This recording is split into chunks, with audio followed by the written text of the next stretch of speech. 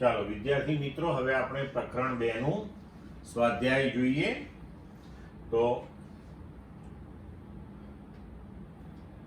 2.1 નીચે આપેલ ગતિના ઉદાહરણો પૈકી કયા ઉદાહરણમાં તંત્રને આશરે બિંદુવત પદાર્થ ગણી શકાય? એ. બે સ્ટેશન વચ્ચે વગર ઝટકે ગતિ કરતી ટ્રેન. બી. સરળતાથી કોઈ વર્તુળ માર્ગ પર સાયકલ ચલાવતી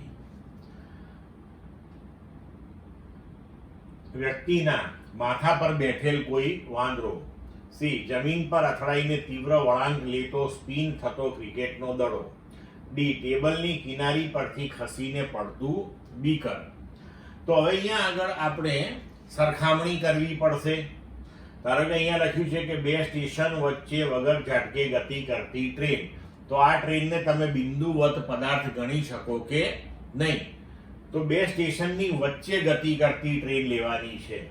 તો બે સ્ટેશન વચ્ચેનું અંતર જે છે એ 100, 200, 400 કિલોમીટર હોય અને ટ્રેન જે છે એની લંબાઈ મીટરમાં હોય. બરોબર, 200-400 મીટર બહુ તો એવા કેસની અંદર આપણે ચોક્કસપણે ટ્રેનને બિંદુવત લઈ શકીએ. પછી વર્તુળ માર્ગ પર સાયકલ ચલાવતો કોઈ વ્યક્તિ હોય તો એ વર્તુળ માર્ગનો જે પરિઘ છે એ પરિઘની સરખામણીમાં વાંદરો જે છે એનું પરિમાણ ખૂબ નાનું થશે. તો આપણે એ કેસમાં પણ વાંદરાને બિંદુવત પદાર્થ લઈ શકીએ.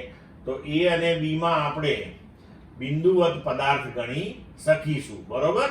હવે સી અને ડી, તો જમીન પર અથડાઈને તીવ્ર વળાંક લેતો સ્પિન થતો ક્રિકેટનો દડો. તો જમીન પર અથડાઈ ગયા પછી, તો જમીન પર અથડાય ત્યારે વિકેટની લગભગ નજીક હોય. તો હવે વિકેટ જે છે એટલે કે જમીન પર અથડાયા પછી સ્ટમ્પનું અંતર, એની સરખામણીમાં તમે દડો અત્યંત સૂક્ષ્મ લઈ શકો નહીં. એટલે ત્યાં આપણે એને બિંદુવત ગણી શકીશું નહીં. અને ટેબલની કિનારી પરથી ખસીને પડતું બીકર, તો ટેબલનું જે ટોપ હોય, ઉપરનો ભાગ હોય, એની સરખામણીમાં એની ઉપર મૂકેલું બીકર જે છે એ ખૂબ નાનું ગણી શકાય નહીં. તો આપણે અહીં પણ તેને બિંદુવત પદાર્થ ગણી શકીશું નહીં. ક્લિયર મિત્રો?